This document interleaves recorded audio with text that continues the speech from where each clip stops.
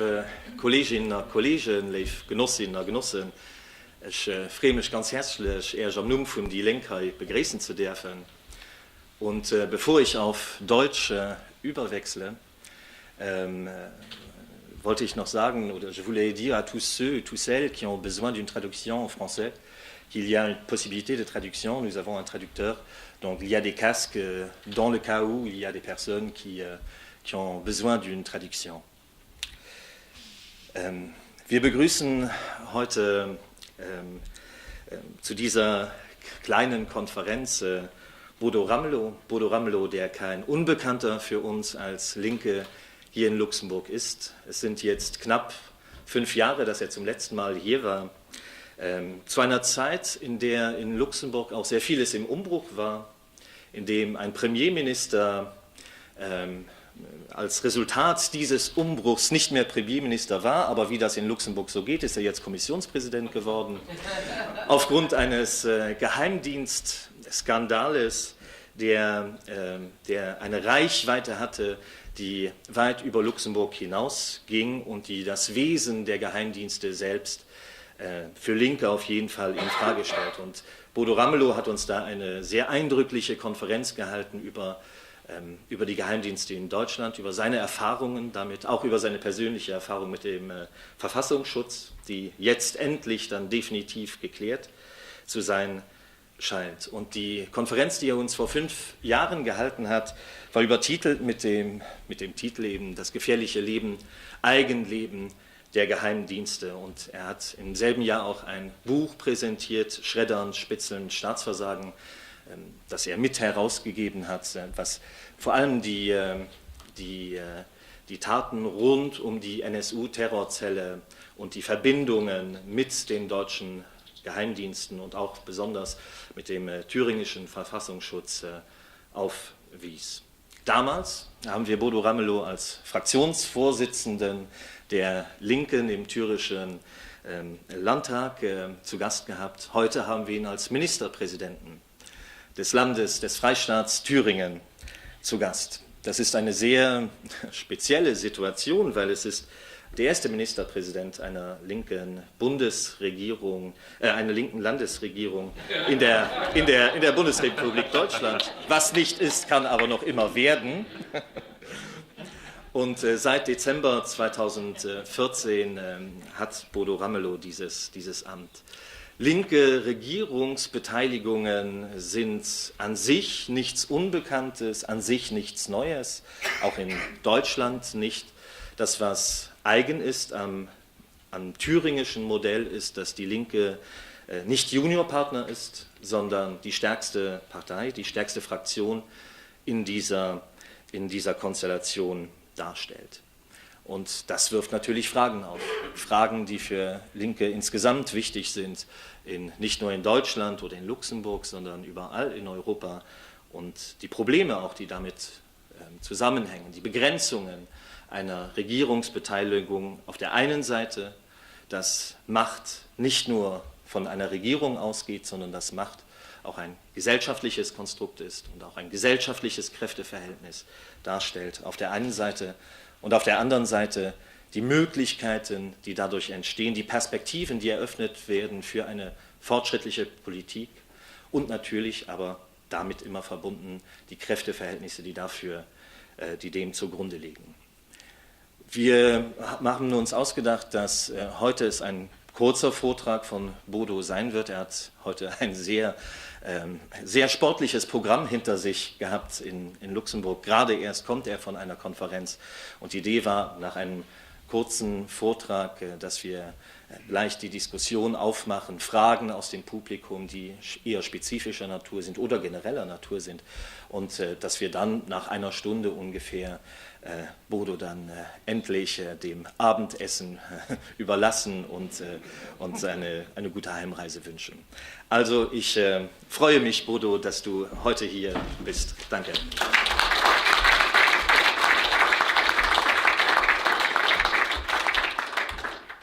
Vielen herzlichen Dank. Ein spannender Besuch. In der Tat, als ich das letzte Mal hier war bei euch, bei der Lenk, ging es um für mich um den Bombenlehrprozess, ging um die Frage, wer hat da alles mit am Sprengstoff gearbeitet, wer hat da alles Schuld auf sich genommen, wer hat Verantwortung getragen und ist das, was Maitre Vogel alles bei dem Prozess mit so transportiert hat, wie belastbar ist das, was da an Zeugenaussagen aus Deutschland kommt. Da gab es einen Zeugen, der gesagt hat, der Sprengstoff ist von meinem Vater besorgt worden und die Strommasten in Luxemburg sind gesprengt worden von Stay-Behind-Truppen. Und dann wurde sofort gesagt, dieser Zeuge ist verrückt und dieser Zeuge sagt nicht die Wahrheit. Und das ist immer die Schwierigkeit, wenn du einen einzelnen Zeugen hast, der über sowas redet. Ist das jetzt Verschwörungstheorie oder kann es so gewesen sein? Und deswegen habe ich mich sehr intensiv damit beschäftigt, weil wir beim Thema NSU, so heißt das, nationalsozialistischer Untergrund, die Mörder, die aus Thüringen kamen und 9 Menschen aus rassistischen Gründen in Deutschland ermordet haben. Und die 10. ist eine Polizistin, die zufällig aus Thüringen war, an einer Stelle war, wo sie hätte gar nicht sein dürfen. Und an dem Tag hätte sie eigentlich frei gehabt. Und sie wird zufällig von 2 Mördern aus Thüringen ermordet, irgendwo in Baden-Württemberg, weit weg von dem, wo man eigentlich vermutet hätte, dass sie hätte sein können. Wie das alles sein kann, ich will es kurz machen, ich weiß es nicht. Ich habe viel dafür geforscht, wir haben viel in Untersuchungsausschüssen herausgefunden, wir haben viel dokumentiert. 2 Bücher sind es hinterher geworden.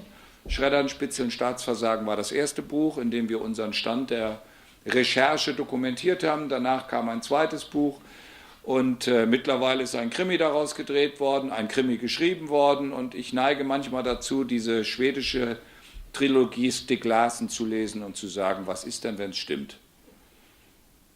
Und deswegen sage ich, ich habe die Wahrheit nicht gefunden, aber ich habe eine Vorstellung, dass das auch, was im Bombenlehrprozess eine Rolle gespielt hat, eben doch nur ein Hinweis darauf war. Und ich weiß noch gut, dass ich hier Dokumente damals bekommen habe, die zumindest das erste Mal das Wort Pink Panther auf dem Dokument hatten. Das haben wir dann weiter versucht zu untersetzen, weil das Erkennungszeichen des NSU war Pink Panther. Und auf einem Geheimdienstinformation des luxemburgischen Parlamentsausschusses stand es dann drauf, wo ich gedacht habe, interessant, interessant. Aber ich bleibe dabei, ich weiß es nicht. Wir haben uns zu eigen gemacht, dass wir in das Buch nur aufnehmen, wo wir einen zweiten Beweis gefunden haben und dass wir uns mit Spekulationen nicht betätigen, weil das nur die Menge an Verschwörungstheorien erhöht. Und ich habe keine Lust mehr, einen Aluhut aufzusetzen und über Chemtrails nachzudenken und über sonstige Verwüstungen der Welt. Das lenkt dann doch zu sehr ab. Die Frage, eine Regierung zu führen, wie du es angesprochen hast, eine Regierung zu führen und einzubetten in linke Politik, setzt eine andere Frage voraus. Setzt die Frage voraus, was das, was man administrativ macht, einschätzen lernt und sagen lernt, ist das, was man erreichen kann, das, was in unserem Programm steht. Das beginnt mit der Frage, wenn man eine Regierung übernimmt oder wenn man als Bürgermeister kandidiert und gewählt wird. Ist man dann derjenige, der als Grundlage sein Parteiprogramm hat, oder ist die Grundlage das Gesetz, auf der die jeweilige Funktion, das jeweilige Mandat auszuüben ist? Und wie verändern wir dann Gesetze, damit das, was wir uns vorstellen, auch eine Chance hat, in eine reale Welt überführt zu werden? Deswegen ist dieser Spannungsbogen, ich umschreibe das immer mit einem literarischen Stück, Peer Gynt. Peer Gynt sagt als Hauptfigur in diesem Stück, ist es das Erhoffte oder das Erreichte, das uns verzweifeln lässt. Wenn wir eine bestimmte Vorstellung haben, das und das müsste jetzt geschehen und man muss es versuchen, in die Realität umzusetzen. Welche Schritte müssen wir tun, damit es eine Chance auf Realisierung hat? Und wie weit ist der Weg? Deswegen, diese Vorbemerkung erlaube ich mir schon, weil die erste Idee einer Dreierkoalition, die ich mir gewünscht habe, entsteht in einer Zeit, da war ich aktiver Gewerkschaftssekretär, war Vorsitzender der Gewerkschaft Handel, Banken und Versicherungen in Thüringen und in viele Arbeitskämpfe der damaligen 90er Jahre involviert. In einer der schwersten Arbeitskämpfe in Thüringen, das war die Kaligrube Bischofferode, da war ich der Schlichter, der den Arbeitskampf geschlichtet hat und am Ende die Niederlage mit den Bergleuten teilen musste. Deswegen weiß ich, dass es heißt, wer Kämpfe führt, der muss auch das Risiko der Niederlage einkalkulieren, um daraus die Kraft zu gewinnen, Menschen nicht zu betrügen und Menschen nicht Geschichten zu erzählen, die am Ende dann doch sich so nicht realisieren, weil dann wird der Mensch nämlich für dich nicht mehr erreichbar sein. 1997 ist so in Deutschland die Erfurter Erklärung entstanden. Das war ein Appell von Gewerkschaftern, Wissenschaftlern, politisch denkenden Menschen, Künstlern, die appelliert haben an 3 Parteien. Ich war zu diesem Zeitpunkt parteilos. Die 3 Parteien waren SPD, Bündnis 90 Grüne und die PDS. Und an die haben wir appelliert, überwindet eure Streitigkeiten in einem zentralen Punkt. Konzentriert euch darauf, was im Grundgesetz steht, Eigentum verpflichtet, und wie sorgt ihr dafür, dass dieses Eigentum für die Menschen nutzbar gemacht werden. Und dann war es an vielen einzelnen Punkten festgemacht, wie wir uns wünschen, wie sich Deutschland in dem Transformationsprozess DDR-BRD besser aufstellt und an der Seite der Menschen steht, die in dieser Zeit alle in die Massenarbeitslosigkeit mindestens mal im Osten gegangen sind. Und trotzdem begann damit auch der neoliberale Umbauprozess unserer Bundesrepublik Deutschland. Ich will das zuspitzen, die Bürger der DDR wussten am gleichen Tag, wann ihre DDR vorbei war. Und zwar egal, ob sie die DDR gehasst haben oder geliebt haben oder verteidigt haben oder abgelehnt haben oder bekämpft haben. Das spielt überhaupt keine Rolle. Es war der gleiche Tag. An dem Tag, an dem klar war, die Grenze ist auf, und am nächsten Mal war es der Tag der deutschen Einheit, und dazwischen liegt der Veränderungsprozess, der radikal war. Die Menschen in der Bundesrepublik Deutschland haben das nicht begriffen, dass das auch der Veränderungsprozess ihrer eigenen Lebensstrukturen war. Ich will das an einem Beispiel sagen: Das Insolvenzrecht, mit dem Firmen abgewickelt werden, wurde erst in der DDR und dann in der Nach-Post-DDR angewendet und erst später in der in der Bundesrepublik alt eingeführt. Man hat experimentell Dinge des Veränderungsprozesses dort eingesetzt, immer mit der Begründung, dass man ja gegen die Massenarbeitslosigkeit ein aktives Mittel führt. Eigentlich war es der Beginn eines gesamteuropäischen neoliberalen Umbauprozesses. Also heute die Auseinandersetzung in der GroKo, ich weiß nicht, ob die das heute geklärt kriegen. Einer der Streitpunkte ist die sachgrundlose Befristung. Das bedeutet in Deutschland, was für mich als Gewerkschafter früher undenkbar war, dass man unbegrenzt befristet hintereinander beschäftigt werden kann, ohne dass du jemals bei einem Gericht einklagen kannst, ob es einen Grund dafür gibt oder nicht. Dieses ist eine Folge der Hartz-Gesetze und der Veränderungsprozesse, die in der rot-grünen Bundesregierung unter Schröder ihren Ausgangspunkt hatten. Und es gibt eine zweite, deswegen haben immer die Menschen in der Hartz-Debatte auf die Sozialleistungen geguckt, was ein Hartz-IV-Empfänger bekommt. Ich habe immer gesagt, guckt mal auf was ganz anderes, guckt mal darauf, dass die Belegschaften gespalten werden, dass wir keine einheitlichen Belegschaften mehr haben, die miteinander Tarifkämpfe führen. Weil mit den Hartz-Gesetzen kam auch die Zeitarbeit als tariflich geregelte Arbeit. Das hat dazu geführt, dass die Betriebe, die ich mal betreut habe, alle durch die Bank weg 20-30% Zeitarbeiter als Normalarbeitsverhältnisse hatten. Und wenn du 1/3 der Belegschaft als Zeitarbeitsverhältnisse hast, die nicht zum gleichen Tarifvertrag gehören, wie willst du da einen Streik führen? Wie willst du da einen Arbeitskampf führen, wenn die eine Teil der Belegschaft aufgerufen werden kann, die andere aber nicht, weil die in einem anderen Tarifvertrag sind? Und der andere Tarifvertrag ist 30% unter dem Tarif, den wir im Handel durchgesetzt hatten. Damit wird der Zeitarbeitnehmer nicht die Ausnahme, sondern er wird der Lohndrücker des eigenen Kollegen. Das ist bei der Hartz-Debatte in Westdeutschland oder in Deutschland nie verstanden worden, dass es eine ganz andere Begründung für mich gibt, warum ich sage, wir müssen die Hartz-Logik überwinden. Da spielt die sachgrundlose Befristung eine Rolle, da spielt die Zeitarbeit eine Rolle, und das, was mich grämt als Gewerkschafter, dass heute bei Tarifrunden, wenn es darum geht, wie definiere ich eine Forderung, was will ich eigentlich in einer Branche durchsetzen, der Begriff Umverteilung überhaupt nicht mehr angewandt wird. Als junger Mann war das für mich eine ganz normale Geschichte. Das ist ein Teil der Tarifforderung, der Produktivitätsfortschritt der Branche war.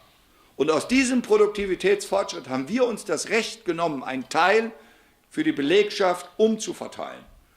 Und der Höhepunkt war der Kampf um die Arbeitszeitverkürzung. Als die Massenarbeitslosigkeit in Westdeutschland begann, war die Antwort darauf der Gewerkschaften die 35-Stunden-Woche Und als die Deutsche Einheit kam, wurde die 35-Stunden-Woche abgewickelt.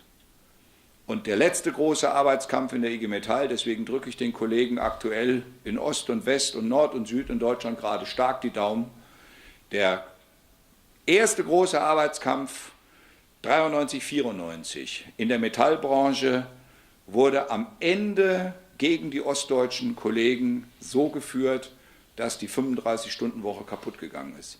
Sie ist im Osten nicht eingeführt worden und sie ist damit Stück für Stück auch gegen den Westen wieder gewendet worden. Insoweit, wenn ich heute über Verhältnisse in Deutschland rede, dann muss ich sagen, die Erfurter Erklärung 1997 war der politische Ausgangspunkt, wo ich zum ersten Mal mich intensiv damit beschäftigt habe und habe gesagt, ihr 3 Parteien, setzt euch endlich zusammen, werdet nicht eine Partei, das war nicht der Ansatz, sondern seid in eurer Unterschiedlichkeit aber an einer Stelle endlich bereit, miteinander der Bevölkerung ein Angebot zu machen, wie wir dieses Land sozialer und gerechter gestalten, weil keine der einzelnen Parteien alleine es schaffen wird. Auch die Sozialdemokratie hat zu dieser Zeit aus eigener Kraft keine Mehrheitsposition mehr zu durchdringen gehabt. Das war eine Zeit, da lagen die noch bei 40%. Im Moment liegen sie bei 18% in Deutschland. Also nur damit wir wissen, über welche Zeitabläufe wir reden. Und deswegen war ich mein Leben lang jemand, der gesagt hat, also mein politisches Leben lang, ich kämpfe darum, dass wir gesellschaftlich verändernd wirken. Dazu brauchst du aber eine Mehrheit, die sich parlamentarisch auch so entwickelt, dass du sie dann auch in Regierungsmehrheit umsetzen kannst. Und da meine Partei alleine das gar nicht kann, wir hatten in Thüringen mit 28,3% das höchste Wahlergebnis in ganz Deutschland. Dieses höchste Wahlergebnis kann dich auch ziemlich einsam machen, weil wenn du keinen Partner hast, der neben dir auch so stark ist, lastet die ganze Druck bei dir.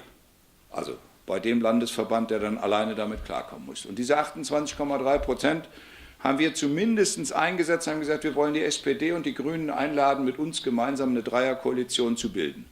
Zu einem Zeitpunkt, in der in Deutschland Dreierkoalitionen als undenkbar galten.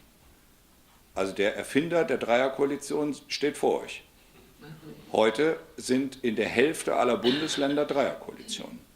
Und heute haben wir von 16 Bundesländern 13 verschiedene Parteifarben in den Koalitionen.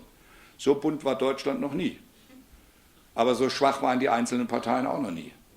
Also insoweit ist auch zur Kenntnis zu nehmen, dass mittlerweile bei den Umfragewerten unsere Partei, die Linke, immer noch konstant bei 11% gesamtdeutsch liegt. Aber der Veränderungsprozess, der in den 2000ern losging, war klar, dass die PDS alleine die Kraft nicht haben wird, gesamtdeutsch wirken zu können. Wir sind einmal aus dem Bundestag rausgeflogen, dann sind wir nur mit 3 Abgeordneten drin gewesen, dann mussten wir uns mühselig wieder in den Bundestag reinarbeiten. Und erst der Aufbruch zu der neuen Partei Die Linke, was ihr dann ja auch auf eure Art gemacht habt, einschließlich dem Lisitzky-Keil, wie ich immer wieder zur Freude sehe. Dieser Aufbruch war der Versuch aus der PDS und aus denen, die aus der SPD kamen, der Wahlalternative Arbeit und soziale Gerechtigkeit, die neue gemeinsame gesamtdeutsche Partei Die Linke entstehen zu lassen. Und diese Partei muss sich die Mühe machen, zwischen Ost und West zu vermitteln. Sie muss sich die Mühe machen, die unterschiedlichen Bedingungen zu bedenken. Deswegen ist eine Linke in Nordrhein-Westfalen anders aufgestellt wie die Linke in Thüringen. Die Linke in Nordrhein-Westfalen ist eine reine Oppositionskraft. Aus der agiert sie auch. Die Linke in Thüringen war immer eine ausreichende Kraft, um Bürgermeister, Oberbürgermeister, Landräte auch bei Wahlen zu bekommen. Du musst also eine andere Perspektive darauf entwickeln und aus dieser anderen Perspektive musst du trotzdem das gemeinsame Programm definieren. Weil die unterschiedliche Wirksamkeit ist doch keine Trennung in der Frage des Programms. Deswegen sage ich, wofür wir stehen, ist das, was ich glaube, was wir dringend brauchen, eine Diskussion über soziale Gerechtigkeit, eine Frage von Stabilität in der Gesellschaft, das heißt, keinen darf man verlieren. Du musst dich von den Schwächsten her so definieren, dass auch jeder eine Chance hat, in dieser Gesellschaft sich zu entwickeln. Und die Frage, die mich am meisten umtreibt, ist das Thema Bildung und Betreuung.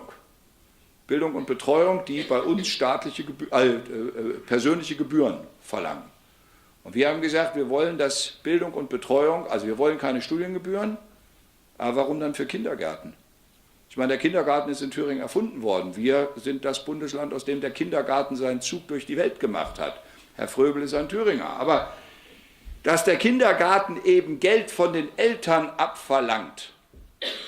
Jetzt kann man sagen, ja, die genug haben, sollen auch bezahlen. Das Problem ist, dass die nicht genug haben, zum Amt gehen müssen und sich erst bescheinigen lassen müssen, dass sie nicht genug haben. Und diese Ausgrenzung, Armutsausgrenzung, die lehne ich ab und die lehnen wir ab. Weil wir sagen, keiner soll sich dann beim Amt nackig machen, wenn es darum geht, ob sein Kind betreut wird. Die Menschen sollen sich nackig machen, wenn sie zum Finanzamt gehen. Und dann soll der mehr hat, auch mehr bezahlen.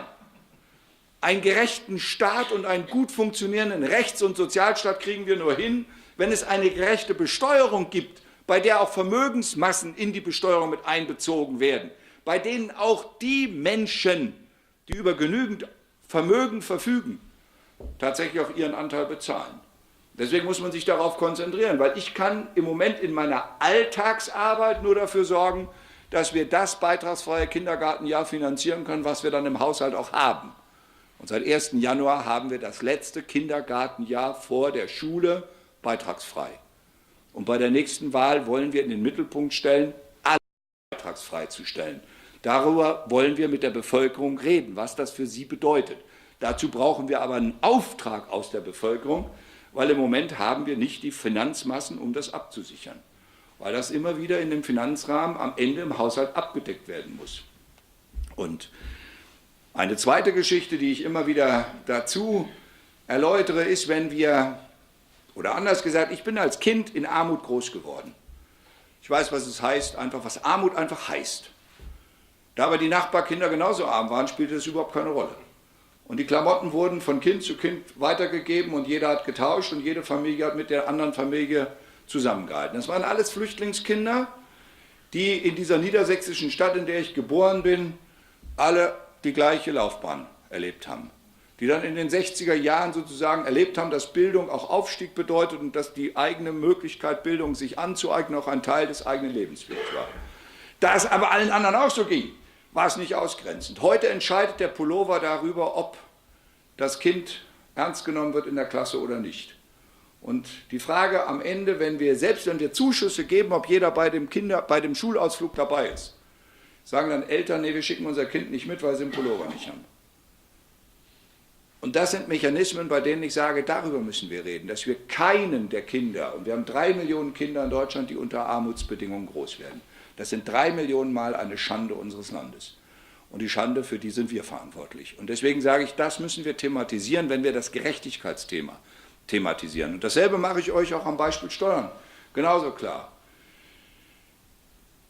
Wenn das Hundefutter unseres Hundes nur 7% Mehrwertsteuer kostet, aber das Schulessen 19% Mehrwertsteuer, dann ist doch die Frage, soll mein Hund in Zukunft Schulessen kriegen oder sollen die Kinder Hundefutter kriegen? Oder können wir nicht mal darüber reden, dass alles, was für Kinder ist, nur die niedrige Mehrwertsteuer zahlt? Das ist aber ein bundespolitisches Thema, das ist kein landespolitisches Thema. Das kann ich nur thematisieren, indem ich Menschen einlade, darüber nachzudenken und zu sagen, lasst uns doch mal dafür sorgen, dass alles, was mit Kindern zusammenhängt, wenn es staatliche Betreuung ist, Gebühren, also beitragsfrei ist, und wenn es mit privatem Konsum zu tun hat, wie Kindersachen und Ähnliches, nur der niedrige Mehrwertsteuersatz. Wäre ja mal ein Ansatz, um Kinder in den Mittelpunkt zu stellen. Bei Ehe für alle, einem gesellschaftlichen Thema der Ausgrenzung, wer den Paragraph 175 in Deutschland kennt und weiß, was 175 für eine massive, in den 60er Jahren, eine bedrohende Ausgrenzung für Schwule bedeutet hat. Dass es noch in den 80er Jahren reichte, einem leitenden General, einem NATO-General, anzudichten, er sei schwul und seine Karriere war kaputt und seine Familie zerstört. Was das bedeutet in einem solchen Land, dass die Ehe für alle heute gesetzlich geregelt worden ist. Und da sage ich mit Stolz, es war der Thüringer Antrag im Bundesrat, der im Bundestag dann die Mehrheit gefunden hat.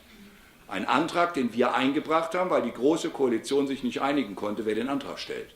Und weil die CDU gesagt hat, wir stellen keinen Antrag und die Koalition hat eine Bedingung, wenn kein Antrag da ist, darf der andere ihn auch nicht stellen. Und da war der Thüringer Antrag da. Und da haben sich verständigt, darauf machen wir das. Also haben wir Ehe für alle durchgesetzt. Und ich habe vor meiner Staatskanzlei die Regenbogenfahne hochgezogen. Das muss jeder Nicht-Schwule nicht gut finden, ist mir auch egal. Jeder normale Hetero kann das auch egal sein. weil wir nehmen keinem was weg. Es muss niemand schwul werden. Aber die eigentliche Frage, warum kriegt man für das Verheiratetsein Ehegattensplitting? Warum werden fast 20 Milliarden Euro Steuergeld ausgegeben für die Privilegierung eines Scheins? Und das kriegen jetzt Schwule auch. Das wollten die Schwulen gar nicht. Aber ich meine, diskriminieren dürfen wir sie auch nicht. Weil entweder gilt Ehe für alle oder es gilt nicht. Oder wir schaffen das Ehegattensplitting ab und geben das als Kindergrundsicherung für jedes Kind. Dann wäre aber das Kind im Mittelpunkt. Und wenn ich so Menschen erkläre, wie man Politik entwickeln kann und muss, dann wird man Menschen auch dazu gewinnen, darüber nachzudenken, ob eine moderne Bürgerversicherung für alle, in die jeder einzahlt, aus jeder Einkommensart, die man hat, ohne Beitragsbemessungsgrenze, für uns in Deutschland eine radikale Veränderung wäre, die aber keinen Verlierer hinterlässt. Kann ich aber in meinem Bundesland gar nicht machen. Also ich kann auch kein Experiment bei mir machen und sagen, ich führe das mal ein. Aber was wir einführen ist, wir öffnen die normale gesetzliche Krankenversicherung jetzt für unsere Beamten. Das hat es bislang noch nicht gegeben. Wir versuchen es. Das ist noch nicht die moderne Bürgerversicherung. Für die brauchen wir eine Mehrheit in der gesamten Gesellschaft. Und ein Bekenntnis für Kinder. Dafür bräuchten wir eine Mehrheit in der Gesellschaft.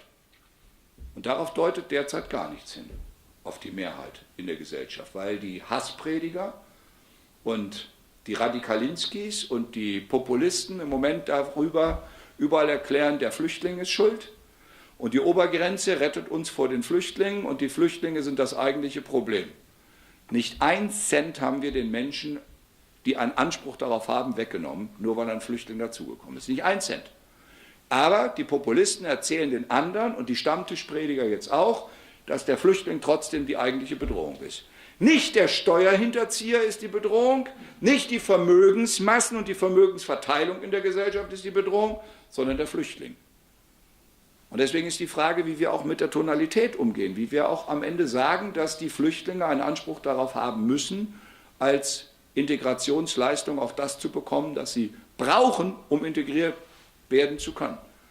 Und wenn ich sie einladen will, sich zu entscheiden, ob sie bei uns bleiben wollen, dann muss ich ihnen Deutschkurse geben, muss ihnen Integrationskurse geben und ich muss ihnen eine Arbeitsgenehmigung geben. Und nicht sie stigmatisieren, ausgrenzen und sie dann als Manövriermasse zu behandeln und wenn sie dann in die Hände der organisierten Kriminalität kommen, wieder über die Flüchtlinge schimpfen. Deswegen sage ich, wir müssen auch bei solchen Geschichten konsequent den Gedankengang zu Ende denken und sagen, auf welcher Seite stehen wir. Und damit sind wir bei der eigentlichen Frage, mit wem können wir Bündnisse schließen? Ich bin der SPD nicht beigetreten, weil ich kein SPD-Mitglied sein wollte. Ich hätte mein ganzes Leben lang bei der Gewerkschaft immer ich hatte immer die freundliche Einladung, SPD-Mitglied zu werden.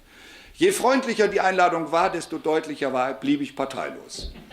Ich bin der erste HBV-Sekretär in Deutschland, der kein Parteibuch hatte. Das hat mich manchmal auch sehr einsam werden lassen. Das war mir aber auch egal. Zwischenzeitlich hat die Gewerkschaft auch mal angeboten, ich könnte CDU-Mitglied werden. Das wäre sogar karrierefördernd. Auch darauf habe ich verzichtet. Ich bin in der ganzen gewerkschaftlichen Phase parteipolitisch nicht gebunden gewesen. Ich habe eine Meinung zu gesellschaftlichen Veränderungen, aber ich fand immer dieses Überschneiden von dem einen zu dem anderen unangenehm. Und dieses Wechseln aus der einen Funktion in die andere fand ich auch unangenehm. Ich habe 1999 dann entschieden, als die PDS mir angeboten hat, ich könnte als parteiloser Spitzenkandidat für sie kandidieren. Da habe ich gesagt, jetzt entscheide ich mich. Als in Jugoslawien der Krieg begann, habe ich gesagt, ich werde auch Parteimitglied in der Partei, die alle Kriegseinsätze abgelehnt hat im Bundestag. Weil ich nach wie vor der Meinung bin, wir sollten bei Kriegsfragen völlig deutlich sagen, dass wir nicht erst die Waffen liefern, nicht erst bei den Geschichten schürend dabei sind, um hinterher dann zu sagen, und jetzt schicken wir noch die Soldaten hinterher. Und damit stelle ich mich nicht auf die Seite von Milosevic. Ich bin auch nicht in der Nähe von Gaddafi. Also mein Wahlkampf ist nicht von Gaddafi bezahlt worden. Bei mir ist Gaddafi nicht mit einem Teppich rumgerannt und hat bei mir vor der Staatskanzlei gezeltet. Und trotzdem fand ich den Militäreinsatz eine Katastrophe. Und wer sich jetzt über die Failed States wundert, wer sich über Mali wundert, und wer dann mal guckt, welche Waffen die Mali-IS-Kämpfer haben, es sind alles Heckler- und Kochwaffen. Und da bleibt deutsche Verantwortung. Und wisst ihr, was mich heute aktuell so bedrückt, ist das, was in Afrin passiert. Die JPG-Kämpfer sind die einzigen, die gegen den IS gekämpft haben. Das sind die einzigen, die die jesidischen Frauen verteidigt haben. Das sind die einzigen, die die Heimat, ihre Heimat verteidigt haben. Und da fahren jetzt deutsche Leopard-Panzer, die in Deutschland hergestellt sind, mit türkischen Soldaten. Das ist unser NATO-Partner, fahren rein, fangen Krieg an und wir schweigen ohrenbetäubend. Das macht mir Angst. Deswegen sage ich am Ende, dazu habe ich als Ministerpräsident in Thüringen keine Meinung zu vertreten, aber ich habe eine Meinung. Und deswegen habe ich auch die Freunde aus Kobane mehrfach in der Staatskanzlei empfangen und die Jesiden auch empfangen. Weil ich einfach sage, es geht nicht. Wir müssen, wenn die NATO eine Verteidigungsgemeinschaft ist und die Verteidigungsgemeinschaft auf den gemeinsamen Werten basiert, dann würde ich gerne erklärt bekommen, welche gemeinsamen Werte wir mit Herrn Erdogan haben und was er gerade von meinen Werten verteidigt. Und wenn wir das nicht klar haben, dann müssen wir über europäische Verteidigungsstrategien auch gemeinsam reden. Und da muss auch bei uns unter den Linken eine Position erarbeitet werden, was für uns bedeutet, wer mit dem Militär umgeht, wie wir mit dem Militär umgehen, welche Sicht wir darauf haben. Und deswegen ist es manchmal auch etwas unbequemer. Deswegen habe ich immer gesagt, ich bin kein Pazifist. Ich habe eine Hochachtung vor jedem Menschen, der für sich definiert, ich bin Pazifist. Aber dann muss er auch Pazifist sein. Dann muss er das in aller Konsequenz sein. Ich bin Antimilitarist.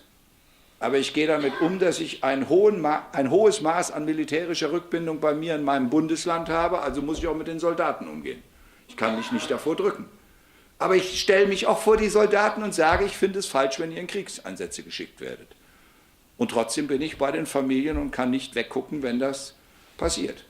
Und als wir die Flüchtlinge hatten, waren es unsere Soldaten, die die Kleiderkammern organisiert haben. Und es waren unsere militärischen Einrichtungen, wo die Flüchtlinge ihren Schutz gefunden haben. Und es waren unsere Soldaten, die geholfen haben bei der Aufnahme der Flüchtlinge. Und da habe ich gesagt, das ist die schönste Bundeswehr, die ich je hatte. Eine, die Kinderklamotten sortiert. Das wäre mir doch durchaus lieber, wenn sie mehr damit beschäftigt wäre. Und deswegen sage ich, wenn wir uns Europa vorstellen, wäre mir eine europäische Landverteidigungsarmee, die jeweils ihr Land verteidigt, lieber. Und keine Interventionsarmee, die meint, auf irgendwelchen Staaten dieser Welt intervenieren zu müssen. Und diese Fragen müssen wir mit unseren Partnern SPD und Grüne klären. Davor drücken wir uns manchmal als Die Linke, davor drücken sich die Sozialdemokraten und davor drücken sich die Grünen. Und deswegen sage ich, es gibt auch ein paar trennende Geschichten, die Rot-Rot-Grün im Bund nicht sofort und nicht auf jeden Punkt zusammen handelbar machen lassen. Und ich sage, es wäre schön, wenn wir das Trennende endlich mal diskutieren würden. Nicht um einer Meinung zu sein. Ich würde gerne wissen, ob die Kameraden, Freunde von SPD und Grünen im Moment den Angriff in Afrin richtig finden.